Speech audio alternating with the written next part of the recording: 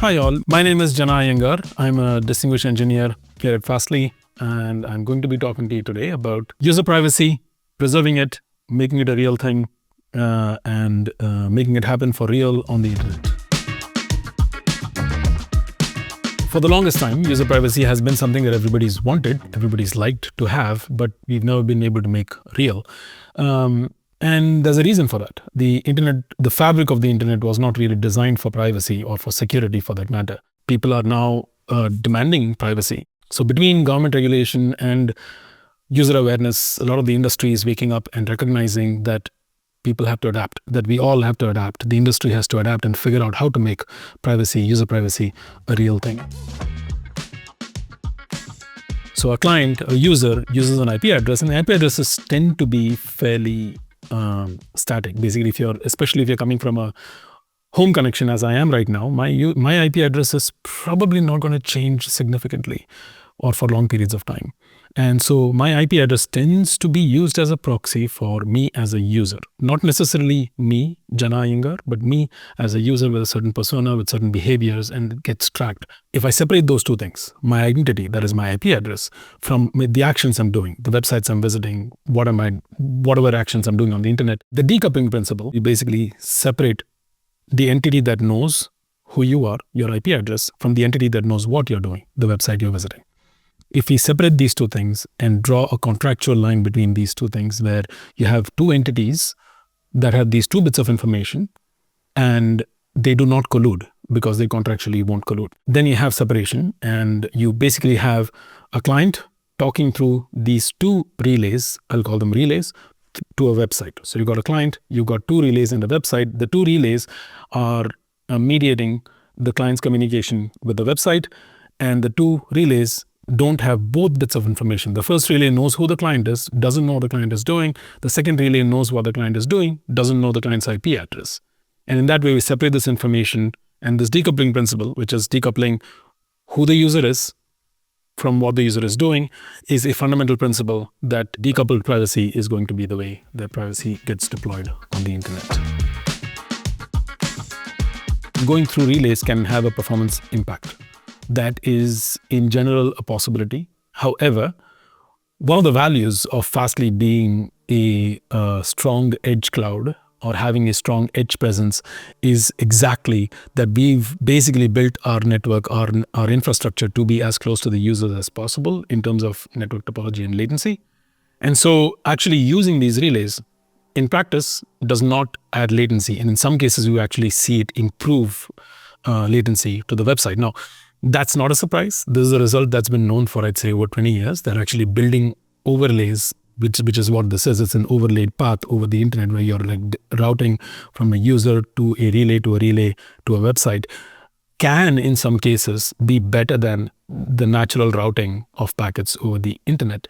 And we've actually seen that in practice. So this is not to say that there are cases, there won't be cases where this routing is not going to cause a performance penalty. But to a large extent, I think the entities that are involved in building these privacy these privacy components, so to speak, are heavily incentivized towards making it so that there's no performance penalty.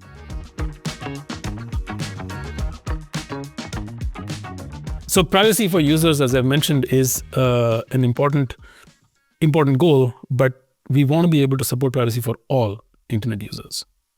There are some real challenges here. As you may imagine, like supporting these relays requires the relays to carry a large amount of traffic. Routing the entire internet through these relays right now seems potentially daunting. But there are multiple ways in which this can evolve in the future. ISPs can get in this game, can become a part of this privacy framework, can offer relays going forward. The main cost of these relays is not the crypto, it is carrying the bytes. So if ISPs who are already carrying the bytes are able to also include the crypto and the mechanisms that are required for privacy, then it becomes much, much easier to scale this. However, I will also say that we all, at Fastly in particular, I would say that we build our systems to scale for large numbers of users. So this has not been a problem so far. However, like I said, scaling it to the entire internet requires more entities to come into the picture, and we are hoping that will happen. We are working towards that. But in the meantime, we certainly have the capacity to be able to take as many users as we need to. I like to sometimes say that privacy is not so much making sure that your information is private, but giving you the option of keeping your information private. So that's how I think about it, right? It's about, you should have the option. A user with consent will and can reveal that information. For instance, if you want to allow Google to use your information to bring you better, search results or videos on YouTube or whatever it is, that's fantastic. You should be able to leverage that. Google is building that service for its users, and users who want to use it should be able to use it. However, if I want to go do a Google search and know that Google can't see who I am, I need something that is structurally private. I don't want to have to trust that Google won't reveal my information. I think it's a responsibility for us as people who are building the internet to make sure that we are providing a certain level of privacy and privacy controls that people can leverage and use, and make it happen without a significant amount of pain for users.